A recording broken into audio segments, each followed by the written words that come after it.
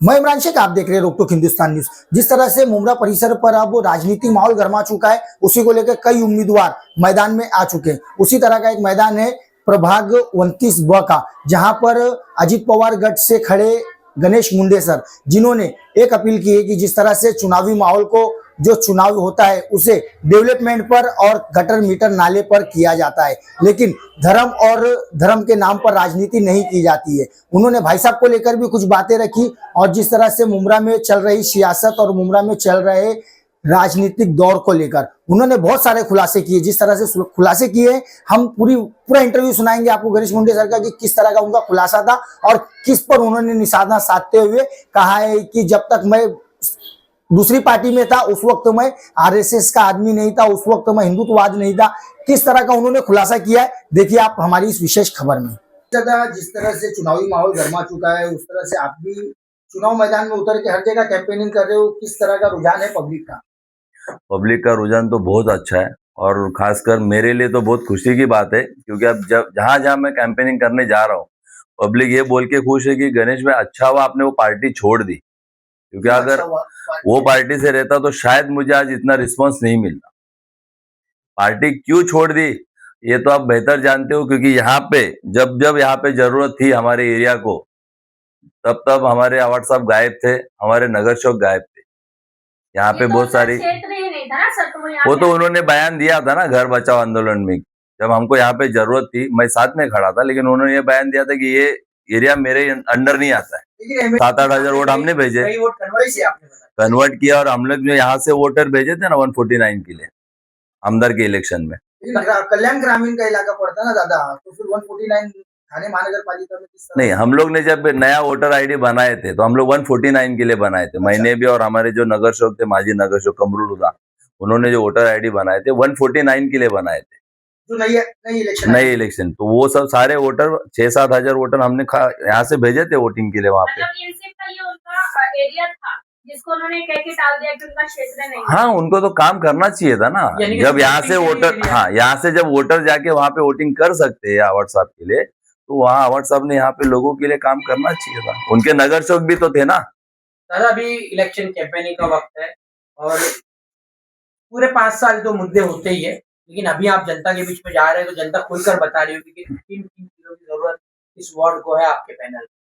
तो कौन सी ऐसी चीजें अब आपके सामने निकल कर आई है? प्लान तो आपने बताया था पहले, लेकिन अभी जनता को क्या जरूरत है आपको जनता ने बताई कि वो उनको चाहिए। देखो, पहली बात तो एक बेसिक जो काम होता है एरिया का, जैसे गटर है, रास्ता है, तुम्हारा आरसीसी रोड है, ये जो बेसिक है। और सबसे बड़ा मुद्दा पानी का है, पानी का सबसे ज्यादा बड़ा प्रॉब्लम है। तो मैंने नजीब भाई से बात किया है और यहाँ पे मेरा पूरा पहाड़ी एरिया है, ये शिलफाट वाला, तो हो सके तो यहाँ पे एक डैम का प्लानिंग करना है। यहाँ से वाई जंक्शन से लेके शिलफाटा तक रोड क्रॉसिंग के लिए कुछ ब्रिज नहीं है या अंडरग्राउंड नहीं है, उस पे काम करना है। फिर ये 2 हमारे शिलफाटा और वाई जंक्शन के 2 ब्रिज है, उसके नीचे पूरा कब्जा पड़ा हुआ है, तो वो कब्जा हटा के वहां पे बच्चों के लिए कोई गार्डन हो, नाना नानी पार्क हो, या कुछ भी एक्टिविटी जैसे थाना में सब जगह है, ये सब है। शिलफाटा पे और मुनीर कंपाउंड और अन्य कई जगहों पे नाले का बहुत खस्ता हाल है, तो उसके बारे में आप? नाले का देखो आप, मेरे साथ तो आप भी रहते थे, हर बारिश में खान कंपाउंड के यहाँ पे पानी भरता है और हर बारिश में मैं वहां खड़े रहता हूँ, आप भी रहते हो मेरे साथ में। तो मुझे ये नाला जो है, मुझे शिलफाटा से लेके दोस्ती तक एक बड़ा नाले का मेरा माइंड चल रहा है कि एक बड़ा नाला बनाए पूरा अक्खा, और उसके बाद वो बड़े नाले में ये जितने पहाड़ के नाले थे वो ज्वाइन करके फिर जो रोड क्रॉसिंग के नाले वो पूरे नए बने, जिससे कि पानी भरेगा नहीं। पहले भी बड़ा नाला था, लेकिन टीएमसी प्रोजेक्ट बना के उस नाले को छोटा कर दिया गया। अगर आप फिर से बनाएंगे तो फिर से टीएमसी प्रोजेक्ट के द्वारा नहीं, अब जो बन गया, अब हम बनने देंगे नहीं, इसीलिए हमको इस बार नगर सेवक चेंज करना है।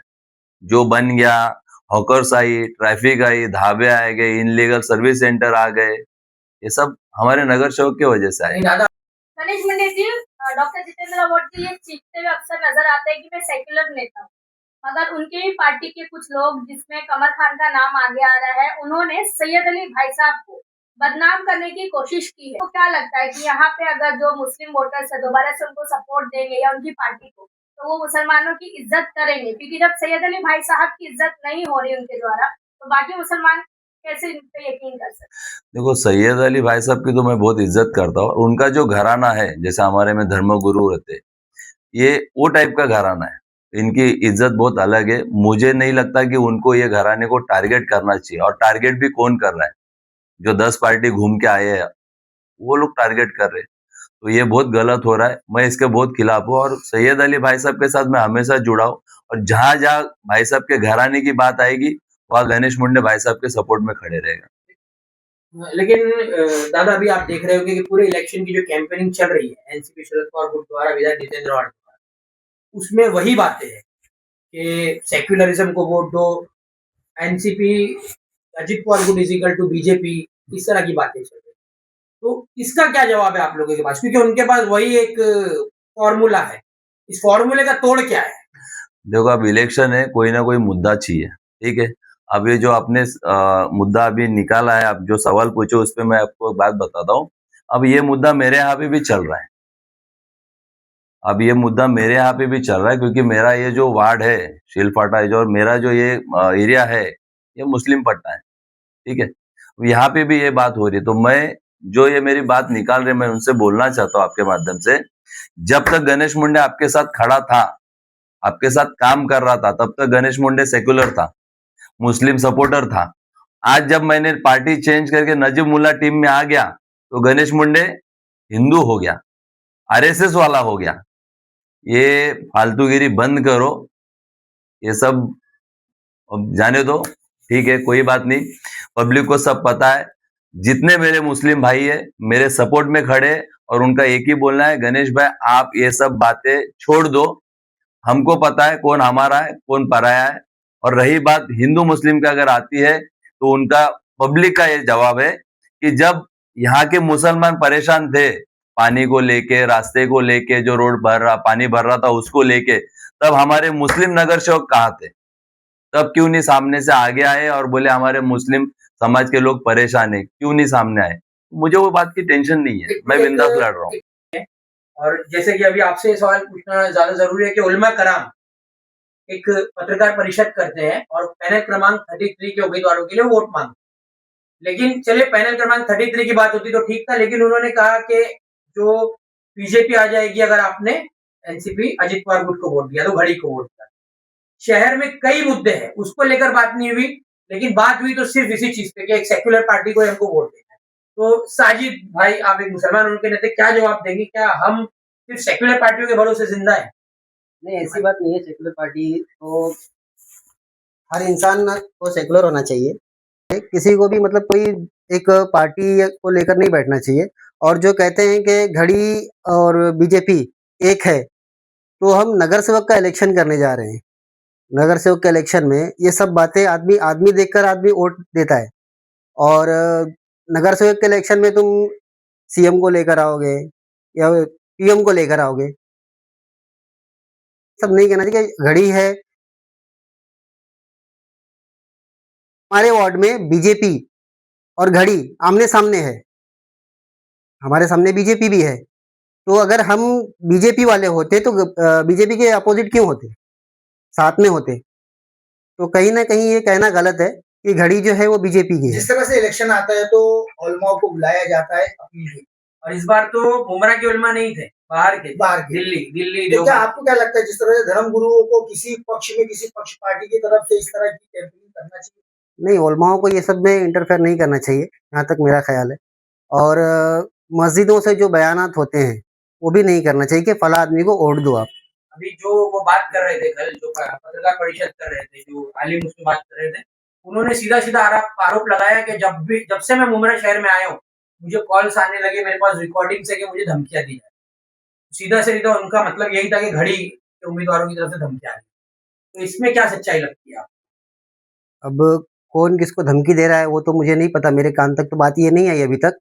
लेकिन मैं जहाँ तक मैं उलमाओं की बात कर रहा हूँ, उलमा जो कंपेयर करें तो उसमें नगर सेवक के इलेक्शन में हमको इंसान देखना होता है, अच्छा है कौन शहर के लिए अच्छा है, उस पर हमें वोट देना है, ना कि ग्राउंड फील्ड है, ग्राउंड पे कौन काम कर रहा है? जमीन अभी तौर पर कौन? हमारे यहाँ पर जैसे गणेश भाई हैं, गणेश भाई काफी हद तक मसले को हल कर रहे थे। कौन से ऐसे मसले जो गणेश भाई ने अभी बीच में आपको पता होगा डंपिंग बंद हुआ था, सारे कचरे रोड पर फैले हुए थे, इतनी बदबू आती थी वहां पर, आसपास के लोगों को भी तकलीफ थी, हमें भी आने जाने में तकलीफ होती थी।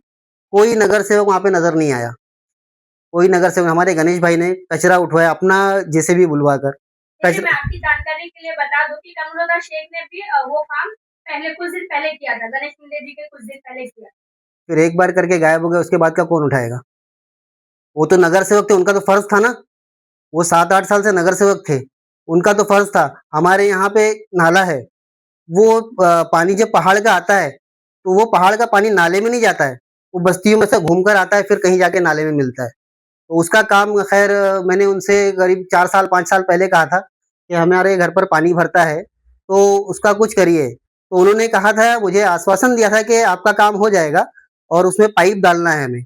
वो आज तक पेंडिंग है, वो आज तक पेंडिंग है, अभी तक नहीं हुआ।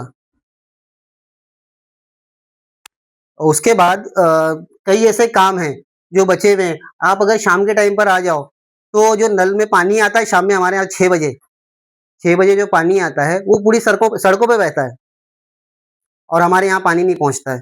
तो ये सारे काम बाकी हैं। गणेश भाई से हमें उम्मीद है कि इंशाल्लाह। साजिद जी, अभी आप गणेश मुंडे जी के साथ बैठे हैं, इससे पहले भी हमने कई लोगों को देखा जो मुस्लिम चेहरे थे जो गणेश मुंडे जी के साथ बैठे।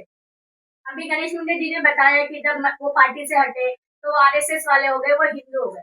तो कल को आपकी क्या सोच रहेगी गणेश मुंडे जी को लेकर, जो 29 वार्ड में हिंदू मुस्लिम किया जा रहा है, इस पे आप क्या कहेंगे? गणेश मुंडे को आरएसएस वाला कहने वाला बेवकूफ है मेरे हिसाब से, सीधी सी बात है उसमें। क्योंकि गणेश भाई, हम बचपन से जानते हैं गणेश भाई को, हम मुस्लिम हैं, कई ऐसे मुस्लिम परिवार है जो गणेश भाई ने जिनकी हेल्प की है और बहुत सारे इलाकों में उन्होंने काम करवाया है नगर सेवक ना रहते हुए भी।